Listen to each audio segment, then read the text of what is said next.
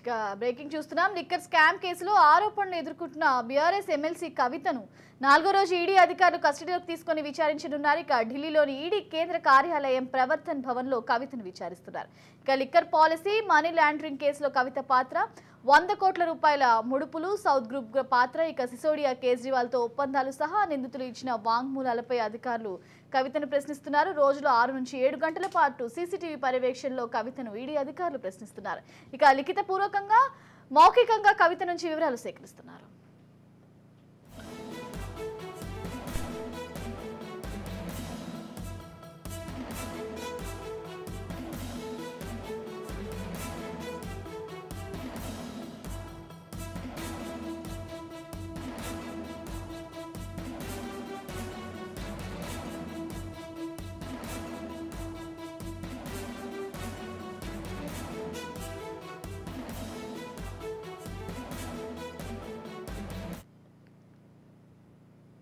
ఇక కవిత కస్టడీకి సంబంధించి మరింత సమాచారం మా ప్రతినిధి మహేందర్ అందిస్తారు. మహేందర్, మనం చూసుకుంటే ఇక లిక్కర్ కేసులో అరెస్ట్ అయిన బీఆర్ఎస్ ఎమ్మెల్సీ కవిత ఇక 4వ రోజు ఈడో అధికారులు కస్టడీలోకి తీసుకుని విచారిస్తున్నట్లు తెలుస్తుంది. దీనికి సంబంధించి అప్డేట్ ఏంటి?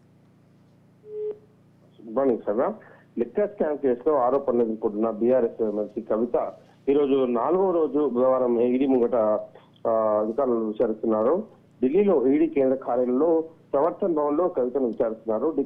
లిక్కర్ పాలసీ, మనీ లాండరింగ్ కేసులో కవిత పాత్ర, 100 కోట్ల ముడుపులు, సౌత్ గ్రూప్ పాత్ర, అలాగే సిసోడియా, కేజ్రీవాల్ ఒప్పందాలు సహా ఇలాంటి మొత్తంగా కూడా నిందితులు ఇచ్చిన వాంగ్మూలాలపై అధికారులు కవితను ప్రశ్నిస్తున్నారు. పూర్తిగా ఇప్పటికే అప్రూవ్ అయిన వారు కావచ్చు, ఇప్పటి జైల్లో ఉన్న వారు కావచ్చు, వీరందరూ ఇచ్చినటువంటి ఆధారాలతో కవితను విచారిస్తున్నారు. రోజులో 6 నుంచి 7 గంటల పాటు సీసీటీవీ పర్యవేక్షణలో కవితను ఈడీ అధికారులు ప్రశ్నిస్తున్నారు. లిఖితపూర్వకంగా, మౌఖికంగా కవిత నుంచి వివరాలు సేకరిస్తున్నారు. కాగా ఈడీ కార్యాలయంలో క్యాంటీన్ లో కవిత భోజనం చేస్తున్నారు. ఈడీ కస్టడీలో ఉన్న కవిత తన తల్లి శోభ, కుమారుడు ఆదిత్య ఆర్య, సోదరుమల్లు అఖిల, సౌమ్య, మిగతా సోదరుడు విశాంత్ను కలుసుకునేందుకు అనుమతి ఇవ్వాలని కోర్టులో, ఢిల్లీలో రౌసవిని కోర్టులో పిటిషన్ దాఖలు చేశారు. ఈ మేరకు ప్రతిరోజు సాయంత్రం 6 నుంచి 7 గంటల వరకు కుటుంబ సభ్యులు కలుసుకునేందుకు కవిత కోర్టు అనుమతించింది. కవితను మంగళవారం ఆమె సోదరుడు కేటీఆర్, న్యాయవాది మోహిత్ రావు కలిశారు.